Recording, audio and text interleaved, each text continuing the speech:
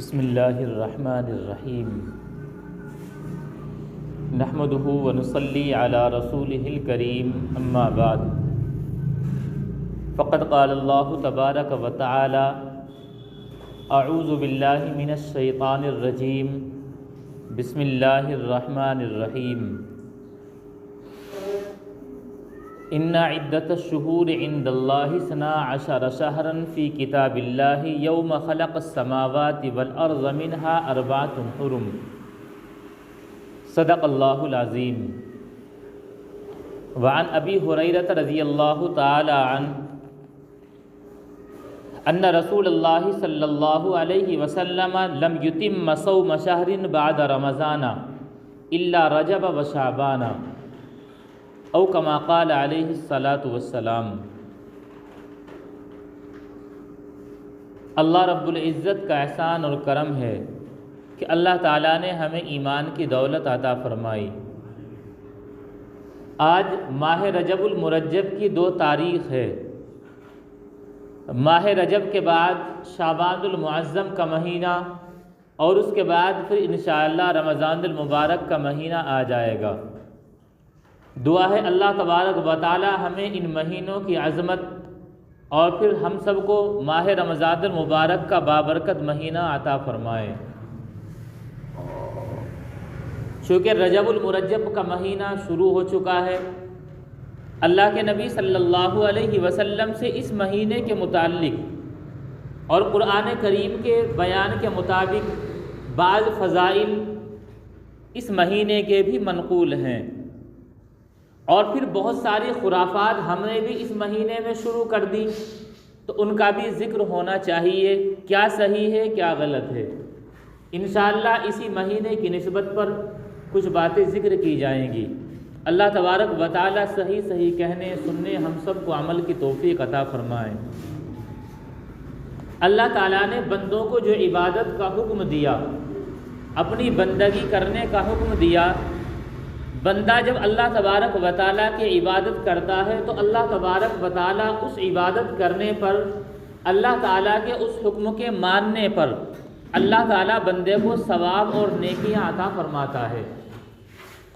ہر عبادت کا خاصہ یہی ہے، ہر عبادت پر نیکیاں ملتی ہیں۔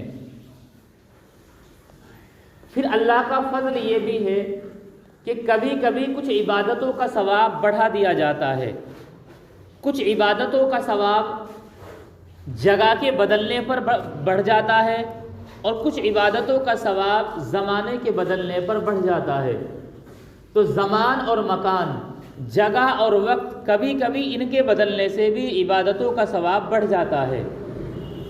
جگہ کی مثال جیسے روایتوں سے ثابت ہے کہ اگر بندہ اپنے گھر میں نماز پڑھے تو ایک نماز کا ثواب ایک نمازی کا ملے گا، وہ اپنے محلے کی مسجد میں جا کر نماز پڑھے تو اللہ تبارک و تعالیٰ 25 نمازوں کے برابر ثواب دیتے ہیں۔ اسی طریقے پر یہ ثواب بڑھتا رہتا ہے، یہاں تک کہ مسجد نبوی میں اللہ کے رسول صلی اللہ علیہ وسلم کی مسجد میں نماز پڑھنے کا ثواب 50,000 نمازوں کے برابر ملتا ہے، اور مسجد حرام یعنی بیت اللہ شریف، مسجد حرام میں نماز پڑھنے کا ثواب، ایک نماز کا ثواب 1,00,000 نمازوں کے برابر ملتا ہے۔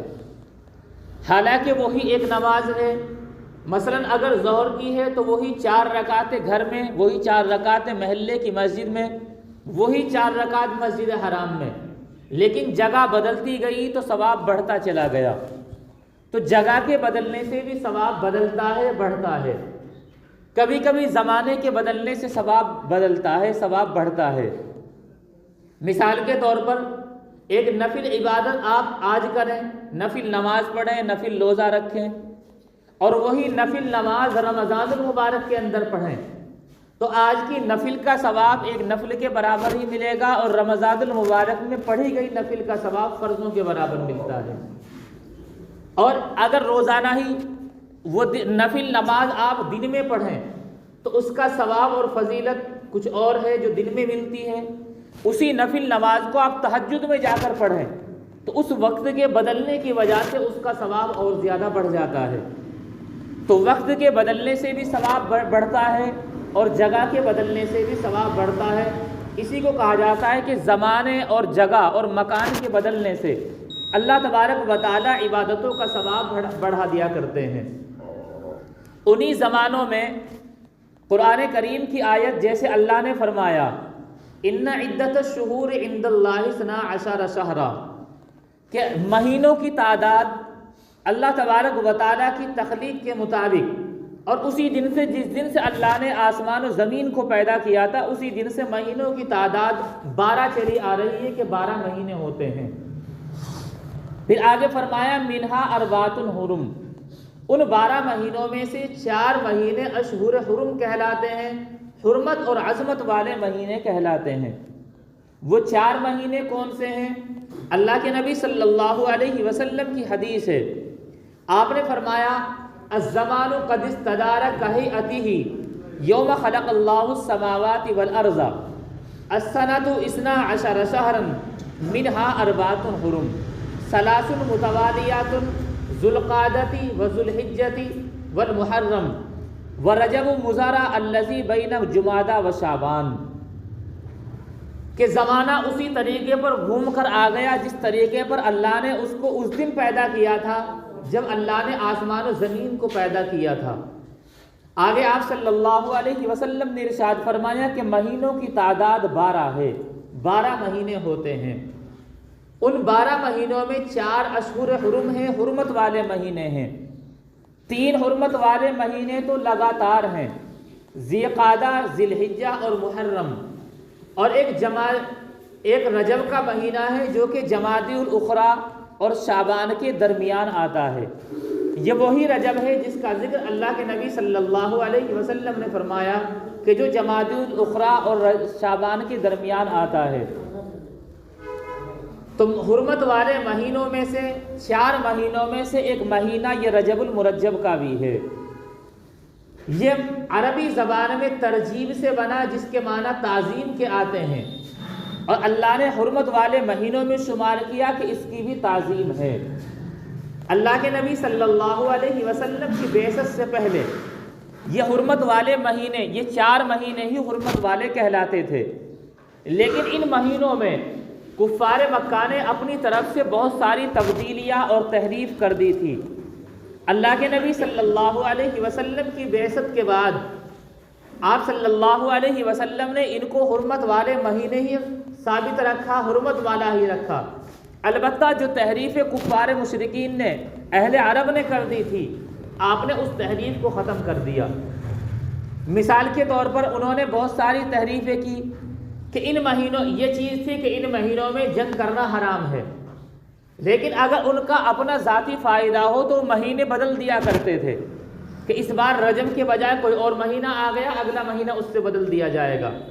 اللہ کے نبی صلی اللہ علیہ وسلم نے یہ تحریفات ختم کی کہ جو حرمت والے ہیں ان کی حرمت اور عظمت کا تقاضا یہی ہے کہ وہ بدلے نہیں جائیں گے، ان کی حرمت عظمت اسی طرح برقرار رہے گی۔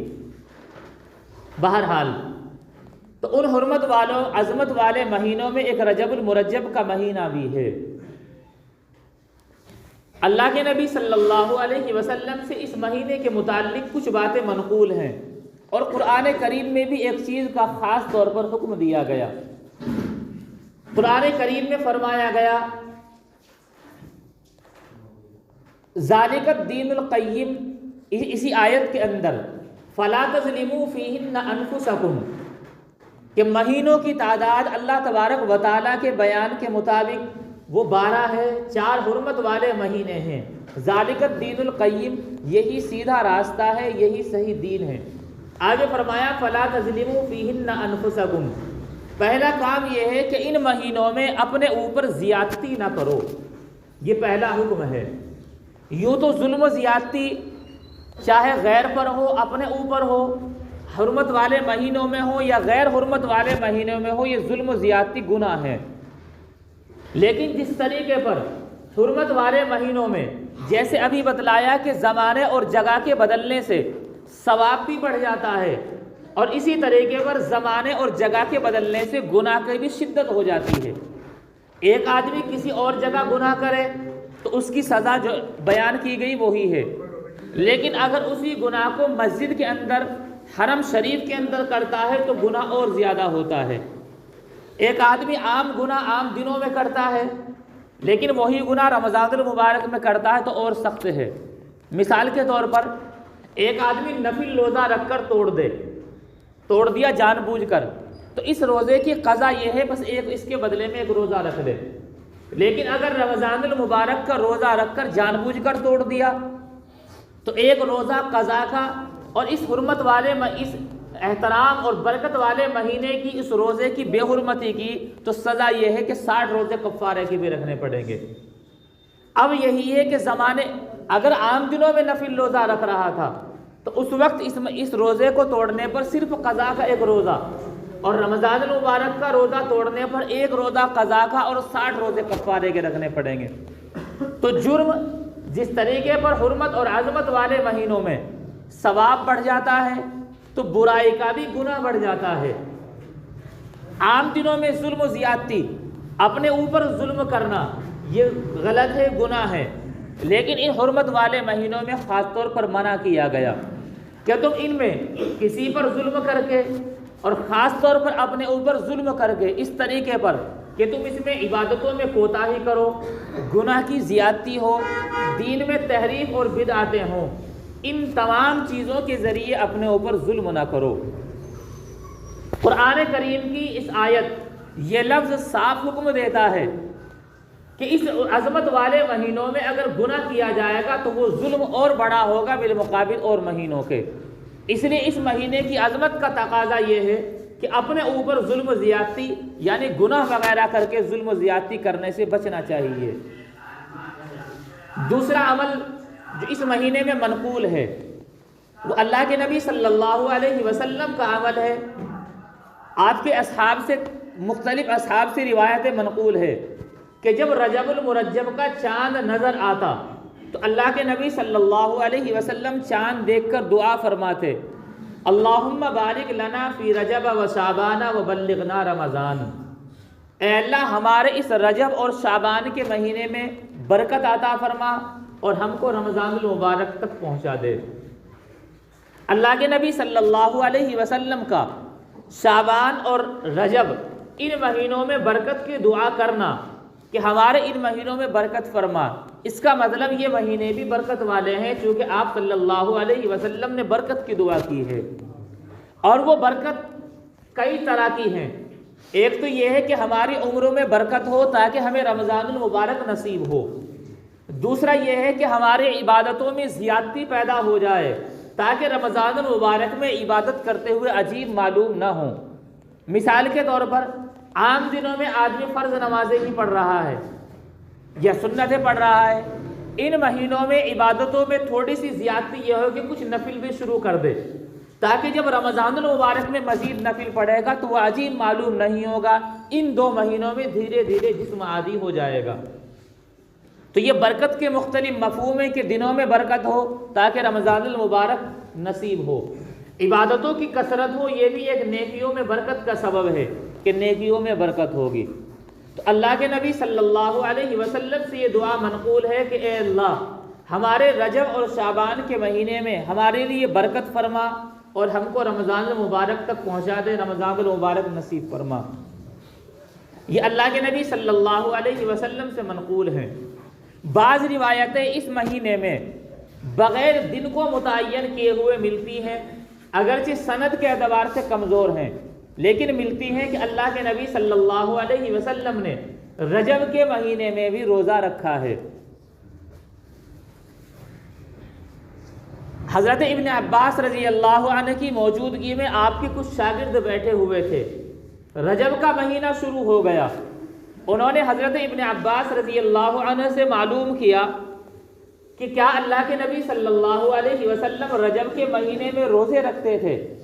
تو حضرت ابن عباس رضی اللہ عنہ فرماتے ہیں کان رسول اللہ صلی اللہ علیہ وسلم یقول حتی نقول لا یفطر ویفطر حتی نقول لا یصوم، کہ اللہ کے نبی صلی اللہ علیہ وسلم کبھی تو ایسا کرتے تھے کہ رجب کے مہینے میں اس طرح روزے رکھتے تھے، ہمیں لگتا تھا کہ اب روزے کا افطار نہیں کریں گے یعنی نہیں چھوڑیں گے، مسلسل روزے رکھتے رہیں گے۔ کبھی ایسا ہوا کہ آپ نے رجب کے مہینے میں افطار کیا یعنی روزہ نہیں رکھا، تو ہم یہ سمجھتے تھے کہ روزہ نہیں رکھیں گے۔ گویا کہ اللہ کے نبی صلی اللہ علیہ وسلم سے رکھنا بھی ثابت ہے، نہ رکھنا بھی ثابت ہے۔ اور حضرت ابو ہریرہ رضی اللہ عنہ کی روایت ہے کہ اللہ کے نبی صلی اللہ علیہ وسلم نے رمضان المبارک کے علاوہ کسی مہینے کے لگاتار روزے نہیں رکھے، البتہ رجب اور شعبان کے مہینے میں لگاتار روزے رکھتے ہوئے میں نے دیکھا ہے۔ یہ 2-3 روایتیں آپ صلی اللہ علیہ وسلم کے اس مہینے میں روزہ رکھنے سے متعلق ملتی ہیں۔ آپ کے قریبی صحابہ حضرت ابن عباس رضی اللہ عنہ جو مفسر قرآن ہیں وہ بیان کرتے ہیں، حضرت ابو ہریرہ رضی اللہ عنہ جو اللہ کے نبی صلی اللہ علیہ وسلم کے در پر پڑے ہوئے ہیں،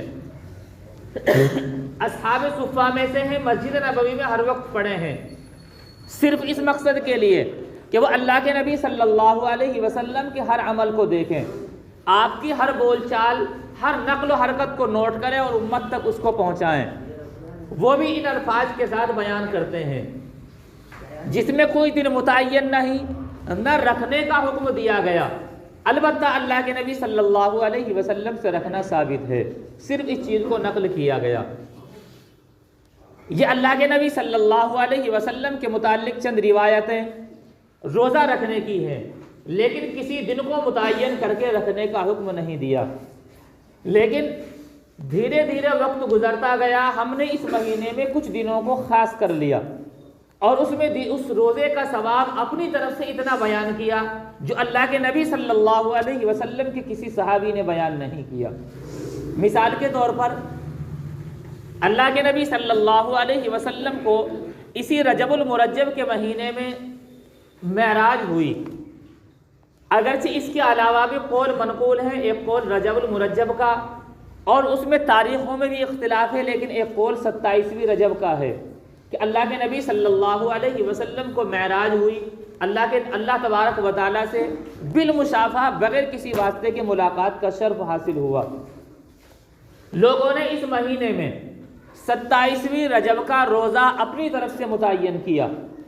قرآن میں، قرآن کی کسی تفسیر میں پورے ذخیرہ حدیث میں ایک روایت بھی نہیں ملتی جس میں صرف 27ویں رجب کا روزہ منقول ہو۔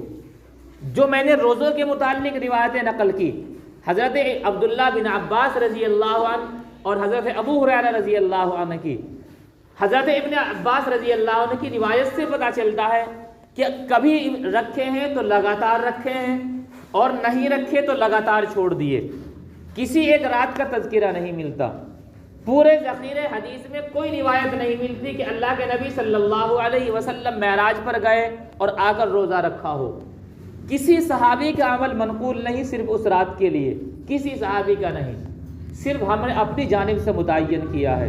اس لیے اگر اس مہینے میں روزہ رکھنا چاہیں تو رکھ سکتے ہیں، نفل روزہ ہے، ثواب ہے، برکت کی دعا اللہ کے نبی صلی اللہ علیہ وسلم نے اس مہینے کے لیے کی ہے۔ لیکن یہ سوچ کر رکھنا کہ 27ویں میں ہی رکھیں گے، اور اس کا ثواب بعض لوگوں نے اپنی طرف سے بنایا کہ 1000 روزوں کے برابر ملتا ہے۔ کسی یہاں تک کہ حدیث کے علاوہ کسی بزرگ، کسی صحابی، تابعی، تبع تابعی، کسی بزرگ کا بھی قول نہیں ملتا، صرف اپنی طرف سے گھڑا ہوا ہے۔ حتیٰ کہ ہم نے اس رات میں بھی اپنی طرف سے کچھ عبادتیں بڑھا لی کہ جو شخص اس 27ویں کو رات کو ایسی نفل پڑھے، اسی طرح پڑھے، کسی حدیث میں تذکرہ نہیں ملتا۔ راتوں کی عبادت کا ثواب اپنی جگہ ہے، تہجد کی فضیلت اپنی جگہ ہے، لیکن اپنی طرف سے دین میں متعین کر دینا اتنا ثواب ہوگا، اتنا روزوں کا ثواب ہوگا، یہ جائز نہیں ہے۔ ہمیں ایک معیار دیا گیا دین کے متعلق، وہ معیار یہ ہے کل عبادت لم یتعبدها اصحاب رسول اللہ صلی اللہ علیہ وسلم فلا تعبدوها، کہ اگر یہ پہچان نہ ہو کہ یہ عبادت کرنی چاہیے یا نہیں کرنی چاہیے، یہ صحیح ہے یا غلط ہے، تو اللہ کے نبی صلی اللہ علیہ وسلم کے صحابہ کرام کو دیکھ لو۔ ہر ایسی عبادت جس کو اللہ کے نبی صلی اللہ علیہ وسلم کے صحابہ نے نہ کیا ہو، حکم دیا گیا فلا تعبدوها، تم وہ عبادت بھی نہ کرو۔ اس لیے کہ صحابہ کرام کی جماعت وہ جماعت ہے جس نے اللہ کے نبی صلی اللہ علیہ وسلم کے کسی عمل کو، کسی عبادت کو نہیں چھوڑا، اس پر عمل کیا، وہ تو اللہ کے نبی صلی اللہ علیہ وسلم کی ایک ایک اداؤں کو پر عمل کرنے والے تھے۔ آپ ذخیرہ حدیث اٹھائیے، ایسی احادیث آپ کو ملیں گی کہ اگر اللہ کے نبی صلی اللہ علیہ وسلم نے کسی حدیث کو بیان کرتے ہوئے آپ نے کھجوریں تقسیم کی تو صحابی نے اس ادا پر عمل کیا۔ جب بھی وہ حدیث اپنے شاگردوں سے بیان کی تو کھجوریں پہلے منگوا کر رکھی، کھجوریں تقسیم کی۔ حالانکہ حدیث کا کھجور سے تعلق نہیں تھا، حدیث کا آپ صلی اللہ علیہ وسلم کی ادا سے تعلق تھا کہ آپ نے بیان کرتے ہوئے کھجوریں تقسیم کی تھی، کہیں سے آ گئی تھی تو ان صحابی نے بھی ان کو تقسیم کیا۔ اور آپ کے بعد تابعین، تبع تابعین اور علماء حق آج بھی جب ان احادیث کو بیان کرتے ہیں تو ان احادیث کو بیان کرتے ہوئے اگر کھجور والی تھی تو کھجوریں تقسیم کی۔ اگر کسی حدیث کو بیان کرتے ہوئے اللہ کے نبی صلی اللہ علیہ وسلم ذرا ٹھہرے اور مسکرائے، صحابہ، تابعین، علماء حق اس وقت سے لے کر آج تک جب اس حدیث کو بیان کرتے ہیں تھوڑی دیر آپ کی ادا پر عمل کرتے ہیں، مسکراتے ہیں، پھر آگے بیان کرتے ہیں۔ حالانکہ حدیث کا سبب اپنی جگہ ہے، لیکن آپ صلی اللہ علیہ وسلم کی اداؤں کو اپنانا یہ سچی محبت اور سچی عقیدت کی دلیل ہوا کرتی ہے۔ تعجب ہوتا ہے لوگوں پر جو احادیث کا ترجمہ اٹھا کر پھرتے ہیں اور اپنے آپ کو مجدد، محقق، مفسر دکھلاتے ہیں، ان پر عبارت پڑھنی نہیں آتی تو آپ صلی اللہ علیہ وسلم کی ان اداؤں پر کہاں عمل کر لیں گے؟ تو صحابہ کرام وہ تھے جو آپ کی اداؤں پر مرنے مٹنے والے تھے۔ اگر انہوں نے آپ صلی اللہ علیہ وسلم کی کسی بات پر عمل کیا ہو تو وہ بات برحق ہے، آپ کو بھی عمل کرنا چاہیے۔ اور اگر کسی بات پر کسی صحابی کا بھی کوئی عمل منقول نہیں ہے تو سمجھ جاؤ وہ لوگوں کی اپنی بنائی ہوئی ہے۔ پورے ذخیرہ احادیث میں، تاریخ میں، سیرت میں اس کی فضیلت خاص اس رات کی بیان نہیں ہوئی۔ علامہ ابن تیمیہ رحمۃ اللہ علیہ سے کسی نے یہ معلوم کیا کہ بعض شب معراج ہوئی، معراج میں ہی نماز کا تحفہ ملا، تو کیا معراج کی رات افضل ہے یا شب قدر افضل ہے؟ چونکہ لوگوں کے ذہن میں بھی یہ سوال آ سکتے ہیں، یہ سوال کیا گیا۔ انہوں نے بہت معقول جواب دیا۔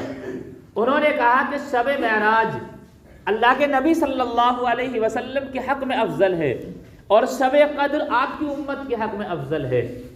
وجہ یہ ہے کہ آپ صلی اللہ علیہ وسلم کو شب معراج میں جو کچھ ملا وہ شب قدر کے برابر نہیں، اور امت کو شب قدر میں جو کچھ ملتا ہے وہ شب معراج میں امت کو نہیں ملا۔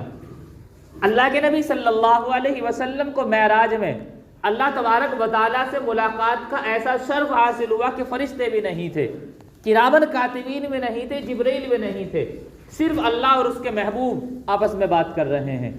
یہ آپ صلی اللہ علیہ وسلم کے حق میں افضل ہے۔ اور امت کو شب قدر میں ایک رات میں عبادت کا ثواب خیر من الف شہر کہا گیا کہ 1000 مہینوں میں نفل عبادت کرنے سے افضل ہے، تو امت کے حق میں یہ رات افضل ہے۔ اور امت، ہم آپ صلی اللہ علیہ وسلم کی امت ہے تو افضلیت ہم اس رات کی برحق رکھیں، اپنی طرف سے کسی چیز کی زیادتی اور کمی دین کے اندر نہ کریں۔ اللہ تبارک و تعالی عمل کی توفیق عطا فرمائے۔ وآخر دعوانا الحمد للہ رب العالمین۔